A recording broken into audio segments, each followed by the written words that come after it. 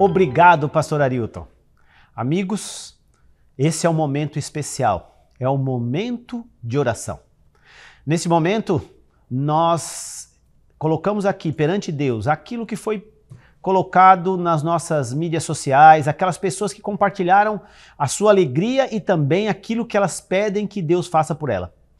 Hoje, nós temos alguns pedidos especiais. Não esqueça que aqui embaixo estão aparecendo as nossas mídias sociais, onde você pode colocar o seu pedido. Você pode colocar o seu agradecimento, sua sugestão, aquilo que você precisa que nós oremos. Nós oramos por todos os pedidos enviados. É lógico, nós não conseguimos ler todos pela quantidade de pedidos, mas selecionamos alguns pedidos que chegaram a nós e que são de pessoas que pedem que Deus interceda na vida deles. Uma delas é a Marlene Rodrigues. Ela diz o seguinte: bom dia, pastor Arilton. Peço encarecidamente pelos meus filhos Brendo e Esther, que estão afastados do caminho do Senhor, e pela minha vida conjugal. Marlene de Souza e Eduardo Romero. Marlene, nós vamos orar por vocês. Vamos orar por tua família e nós vamos orar por todas as famílias que estão nos assistindo aqui. Todos os espectadores que nos acompanham, sendo agora às 5 da manhã ou no YouTube durante o dia. A Eliana Quércia disse o seguinte: bom dia, Jesus Cristo. Gostaria de oração por mim, Eliana, pelos meus filhos Luciana e Jonathan, pelos meus netos Giovanni e Enzo, o meu genro Marco, meu companheiro Regis. Que Deus abençoe a nossa vida, perdoe nossos pecados e nos dê sabedoria e um coração novo. Que pedido bonito, Eliana Quércia. Sabe, pedir pela nossa família é muito importante. Nós vamos orar por toda a sua família, pode ter certeza. A Maria das Graças de Oliveira colocou somente um amém. Mas eu penso que esse amém traduz o sentimento do seu coração, né? O desejo de confiança de que Deus pode fazer um milagre na sua vida. Vamos orar por você também, nossa amiga Maria das Graças. E aqui o nosso último pedido de hoje. A Veroni de Souza, ela disse o seguinte: eu moro em São José dos Pinhais e gostaria de pedir pela minha vida espiritual. Tenho assistido diariamente o seu programa Encontro com a Vida e tenho aprendido muito. Quero pedir força e transformação total em nome de Jesus. Veroni, nós vamos orar pedindo que Deus interceda e nós podemos crer. Você já pensou que nós temos um Deus todo-poderoso disposto a nos ajudar? O texto de hoje, para a gente meditar antes da oração, está em Mateus capítulo 7, verso 7. E é um dos textos mais bonitos e poderosos sobre oração. Ele diz o seguinte: pedi e dar-se-vos-á, buscai e acharei, batei e abrir-se-vos-á. Pois todo o que pede recebe, todo o que busca encontra, e a quem bater, abrir-se-vos-á. Olha para mim aqui, deixa eu te falar uma coisa. Você já pensou que o ser mais poderoso do universo diz o seguinte para você? Basta pedir. Basta bater na porta de audiência de Deus e Deus está disposto a atender. E que tal nós fazermos isso agora? Sabe, eu imagino que você que está nos ouvindo, nos assistindo aqui, tem algo que aflige o teu coração. E que bom colocar isso perante Deus. E é isso que eu convido você a fazer agora. Feche teus olhos, vamos conversar com Deus nesse momento, pedindo para que Deus olhe pelo teu pedido e por aquilo que aflige a sua vida. Feche teus olhos, vamos orar. Senhor, nesse momento um grupo de pessoas está nos ouvindo, estão com os ouvidos atentos, estão ligados, Pai, à tua palavra através aqui desse programa de televisão. E, Senhor, talvez em situações diversas, talvez aqui alguém está passando por uma luta em seu casamento, necessitando de um milagre, de uma restauração. Talvez, Senhor Deus, alguém até que tem o vício da droga e por acaso entrou nesse canal, está assistindo e precisa que o Senhor faça um milagre de libertação. Talvez, Senhor Deus, alguém recebeu um diagnóstico difícil e veio buscar ao Senhor. Pai, o Senhor nos prometeu que se buscarmos ao Senhor, o Senhor atenderia. Então eu te peço, atende os pedidos que foram colocados aqui. Mas atende, Pai, aqueles que também, todos os pedidos que foram enviados para nós. Mas mais do que isso agora, te peço, leia os corações de cada um que está nos ouvindo nesse momento e atende aos teus filhos, Senhor Deus.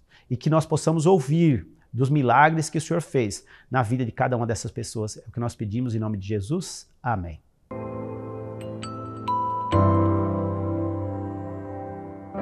Muito bem, queridos amigos, chegou agora o momento de juntos estudarmos a Bíblia aqui no programa Encontro com a Vida. Todos os dias temos um encontro com Jesus Cristo. E quando nós paramos para estudar a Bíblia e para orar, nós sentimos a presença dele bem perto de nós. Hoje vamos dar sequência à nossa série Nisto Cremos, o que creem os adventistas do sétimo dia. Mas antes de avançarmos, eu tenho aqui um presente para você. Trata-se da revista Profecias de Daniel. Essa revista é oferecida para todos os moradores de Santa Catarina. É um presente do programa para você. Todas as sextas a gente estuda um capítulo dessa revista. E você é o nosso convidado para acompanhar aqui no SBT, nas sextas-feiras, e também ter a revista em mãos para se aprofundar no estudo. Quer essa revista na sua casa? Acesse o nosso site agora, encontrocomavida.tv, e faça a solicitação da sua. Você põe lá os seus dados postais e alguém da nossa equipe vai até a sua casa levar essa revista para você. Ou você pode pedir também pelo WhatsApp do programa, que é o 48 3281 3075. Repetindo, 48 3281 3075. É um presente que nós temos para você. E para você que mora em outro estado, você pode ter acesso ao arquivo digital. Peça em nosso WhatsApp e a gente manda para você o PDF dessa revista, o arquivo digital. E aí você pode ter acesso a todo o conteúdo desse material para você aprofundar seus conhecimentos. E por falar em aprofundar conhecimentos, eu quero convidar você para uma classe presencial. 2 vezes por semana eu faço classes presenciais. Nas quartas-feiras é na Igreja Adventista do bairro Perequê, na cidade de Porto Belo, aqui em Santa Catarina. Amanhã é dia de estudo lá. Então, toda quarta, 8 da noite, eu espero você na rua Olinda Peixoto, 611, bairro Perequê, cidade de Porto Belo, aqui em Santa Catarina. E para você que mora em Tubarão e região, o nosso encontro presencial acontece aos domingos. Todos os domingos, às 8 da noite, eu estou lá na Igreja Adventista do Sétimo Dia Central de Tubarão. Nosso endereço, Rua Luiz Martins Colasso, 570. A nossa igreja fica ao lado do Colégio Adventista de Tubarão. E você é o meu convidado para o próximo domingo, 8 da noite. Eu te espero lá para estudarmos as profecias de Daniel. Agora vamos retomar então a nossa temática, onde estamos aprendendo sobre as doutrinas fundamentais dos adventistas. E hoje, a doutrina 26, o milênio e o fim do pecado. Mas antes de começarmos o estudo da Bíblia, nós temos uma prática muito boa aqui no programa. A gente sempre ora pedindo a bênção de Deus para o estudo. Por isso quero convidar você a, se você tiver condições, fechar os olhos e orar comigo pedindo a bênção do Senhor. Ora comigo? Nosso Pai querido, muito obrigado pela oportunidade de estarmos reunidos mais uma vez para aprendermos mais da Tua Palavra.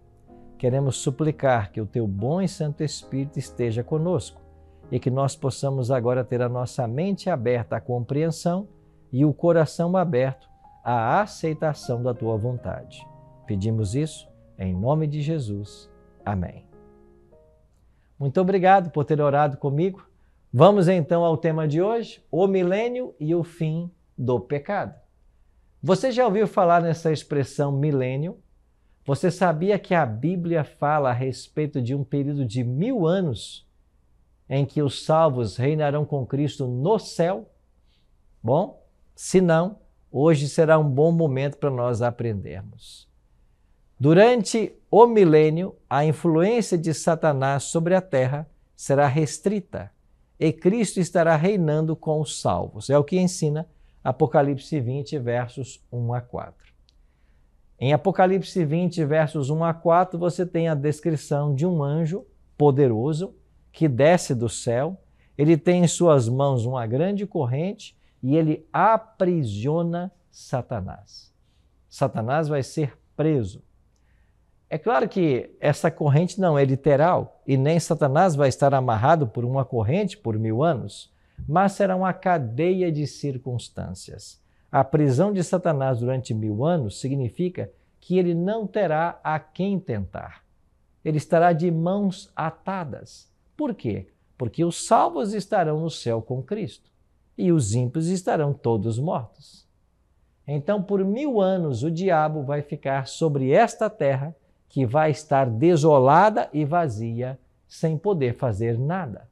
Será uma prisão que ele terá por esse período, prisão esta que antecederá a sua destruição. Então, o Apocalipse capítulo 20 é o capítulo que nos dá essa informação. Agora, esse período de 1000 anos em que Satanás estará preso, ele começa a ser computado ou contado no exato momento em que Jesus volta. Então, com o segundo advento de Cristo, quando os reinos desse mundo são destruídos, Deus estabelece o seu reino de glória, um reino que persistirá para sempre, de acordo com Daniel 2:44. Daniel 2 fala a respeito dos impérios que dominaram o mundo, tais como Babilônia, Medo-Pérsia, Grécia e Roma. E no sonho do rei Nabucodonosor, de Daniel capítulo 2, uma pedra apareceu, arrancada sem auxílio de mãos, e destruiu a estátua de metais. Esta pedra, de acordo com o próprio Daniel, representa o reino de Cristo que será estabelecido, não por força humana, mas por vontade divina. E esse reino será estabelecido para dar fim ao pecado. Então, quando Jesus voltar a esta terra em glória e majestade, é que começará o reino de Deus. Nós entendemos de que com a cruz começou o reino da graça e agora com a sua vinda começará o reino da glória. Quando Cristo voltar, nós teremos alguns acontecimentos. O primeiro deles será a prisão de Satanás, mas também acontecerá a primeira ressurreição.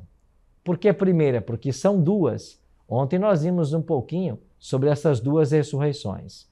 A primeira é a dos salvos e ela acontece no momento em que Jesus voltar a essa terra.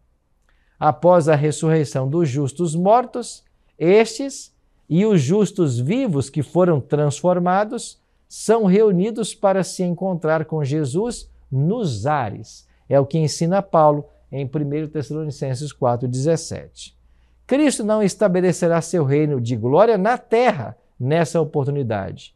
Ele o fará somente no final dos 1000 anos ou do milênio, conforme Apocalipse capítulo 20. Então, quando Cristo volta, os salvos em Cristo serão ressuscitados e os inimigos de Cristo que ainda estavam vivos serão mortos. Depois da destruição da besta e do falso profeta, os restantes dos mortos, que são seguidores de Satanás, ou melhor, os ímpios vivos ainda, desculpe, eles então morrerão e não haverá ninguém que sobreviva. O apóstolo Paulo, falando sobre esse evento, declara que quando Jesus voltar, ele destruirá o iníquo, o ímpio, pelo sopro da sua boca e pela manifestação da sua vinda. Então, a volta de Cristo assinala a morte de todos os ímpios que ainda estavam vivos e a ressurreição dos salvos que estavam mortos. Então, até aqui nós temos pelo menos 3 eventos no início do milênio. Cristo volta para prender Satanás, ressuscitar os salvos que estão mortos e destruir ou matar os ímpios que ainda estão vivos. O que mais acontece? Deixemos que a Bíblia nos revele. Durante um período de 1000 anos, a terra vai estar desolada e vazia. Uma vez que os salvos juntam-se em companhia do Senhor e os ímpios são destruídos mediante o aparecimento da volta de Cristo, a terra permanecerá durante algum tempo sem habitantes humanos. O profeta Jeremias, no capítulo 4 do seu livro, ele vê o exato momento em que a terra estará nessas condições. Jeremias descreve: olhei para a terra e ei-la sem forma e vazia. Olhei para os montes e não mais existiam. Não mais haviam aves, animais. A volta de Cristo destruirá todas as obras humanas que hoje nós conhecemos. Não ficará pedra sobre pedra. E essa terra caótica será a prisão de Satanás por 1000 anos.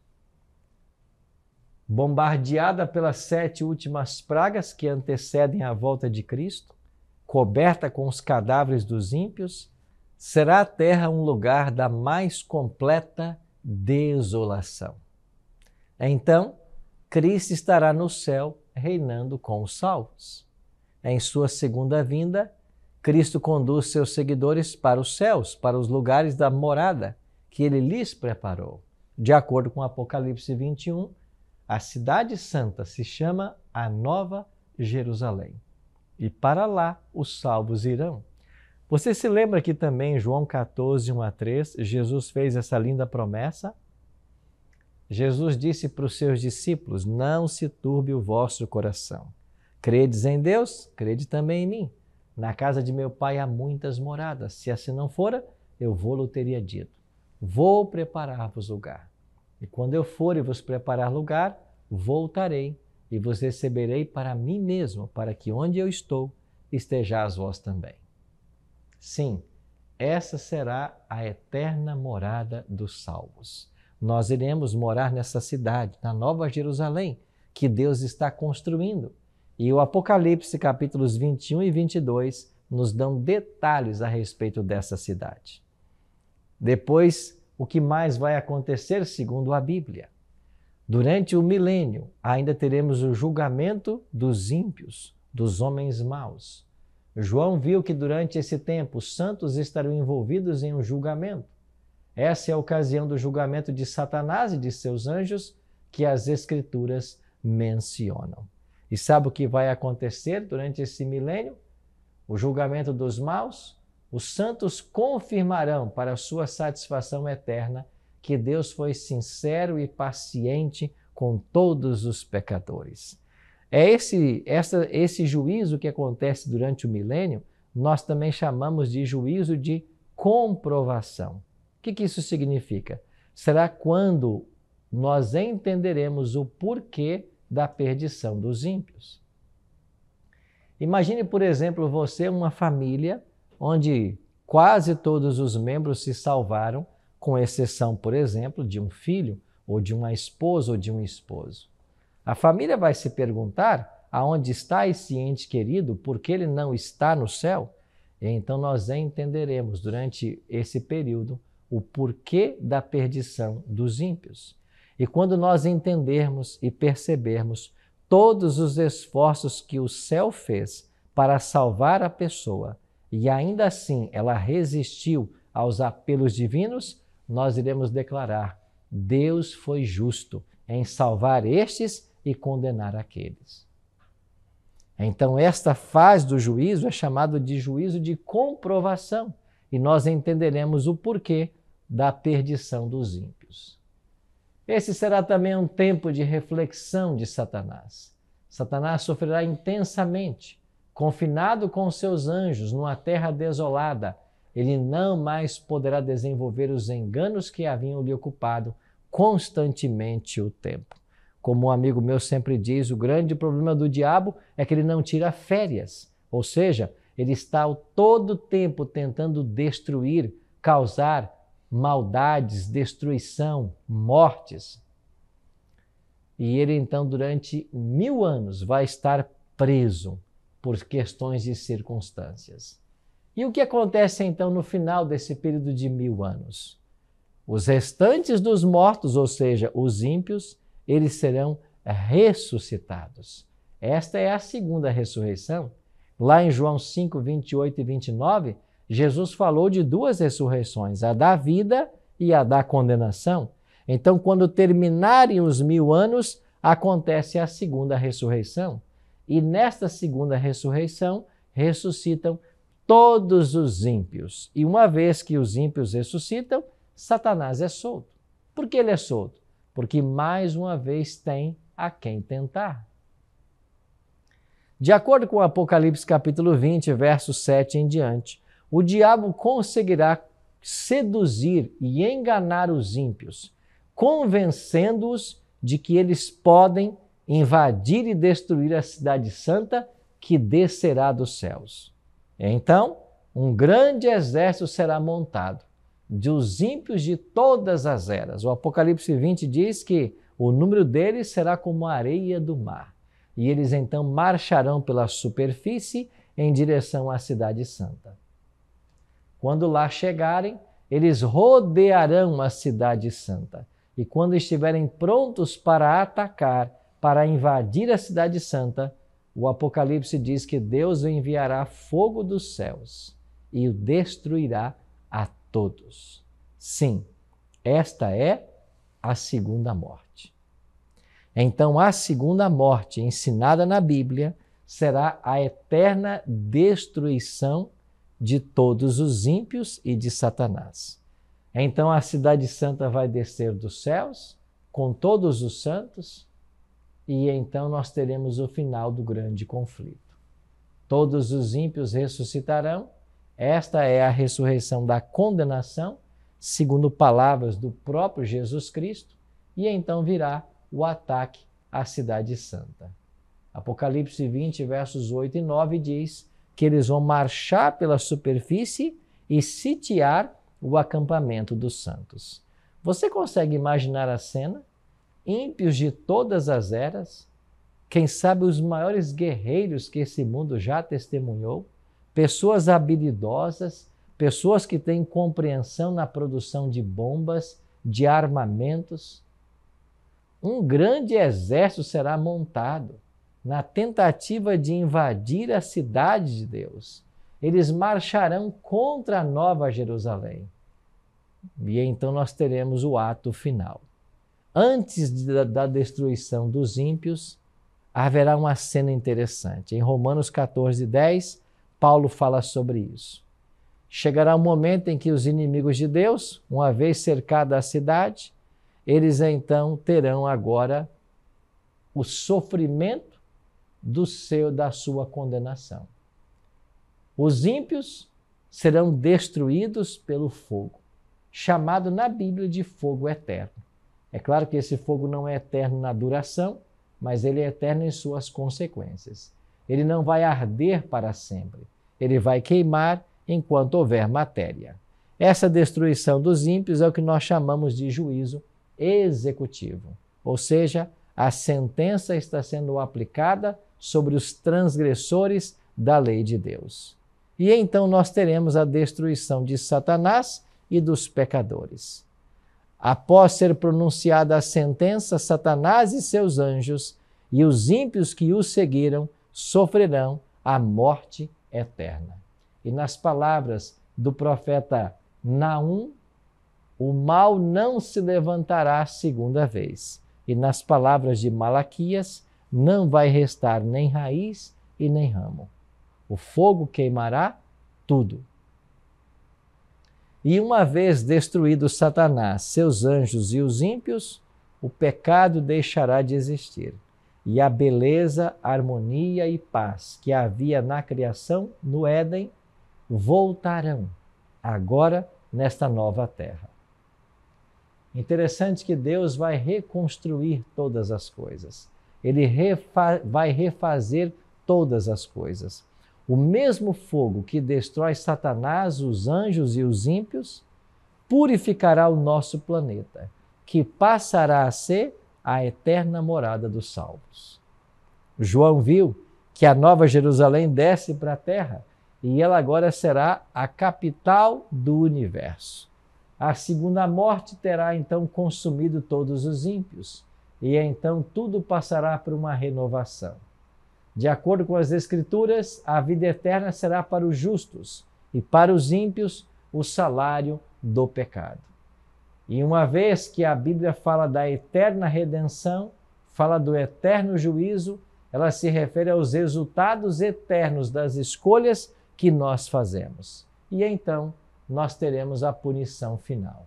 Como resultado do pecado, todos os que rejeitaram a salvação oferecida por Deus morrerão eternamente. Aqueles que mais se rebelaram contra Deus sofrerão mais.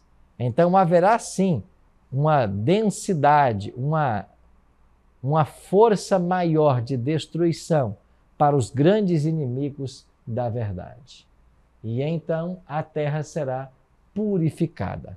O mesmo fogo que destrói os ímpios purifica o nosso planeta. E das ruínas da terra, Deus fará surgir novo céu e nova terra, pois o primeiro céu e a primeira terra passaram e o mar já não existe.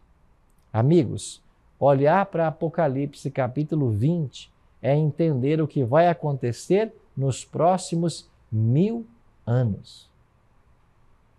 A volta de Cristo a esse mundo em glória e majestade marcará o início desse período bíblico.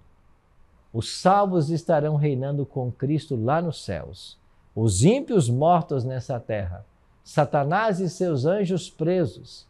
E agora, quando termina o milênio e a cidade santa descem, nós teremos os eventos do final do milênio.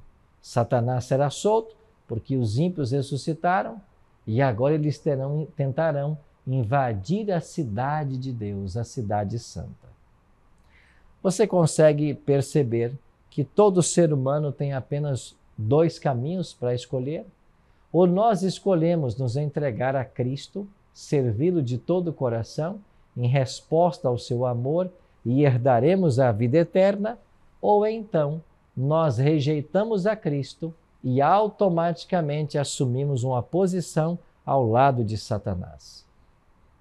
Podem parecer duras essas palavras, mas foi o próprio Cristo quem ensinou. Ninguém pode servir a 2 senhores. Se ama um, terá que aborrecer o outro. Jesus também declarou que nós não podemos ter um coração dividido. Nós temos que nos entregar completamente ao Senhor Jesus. E ele disse assim: aquele que não é por mim é contra. Quem comigo não ajunta, espalha. Você percebe que eu e você temos apenas 2 caminhos para escolhermos? E hoje eu pergunto, qual é o caminho que você escolherá? O caminho da vida eterna ou o caminho da destruição eterna? Hoje, as escolhas que nós fazemos é que irão determinar aonde passaremos a eternidade. Se com Cristo no céu ou se destruídos com Satanás. Por isso, meu prezado amigo, minha prezada amiga, enquanto nós temos vida, enquanto a porta da graça está aberta, enquanto há oportunidade de salvação, nós precisamos fazer as escolhas certas, porque este é o momento de escolha. É por isso que em Atos 22 a gente lê claramente o apelo de Deus. Em Hebreus também capítulo 4, Paulo diz: hoje, se ouvirdes a sua voz, não endureçais o vosso coração. Que voz é essa? É a voz do Espírito, que nos fala constantemente e busca nos levar a uma decisão, a uma escolha ao lado de Jesus. Sim, querido amigo, sim, querida amiga, nós temos hoje que fazer uma escolha. E eu espero que o seu coração esteja aberto para escolher Jesus. No estudo de hoje, nós vimos o destino final dos salvos e dos perdidos. E eu espero que você tome agora a decisão de entregar sua vida ao Senhor Jesus. Ele mesmo declarou: todo aquele que vem a mim, de maneira nenhuma eu o lançarei fora. Vá a Cristo pela fé.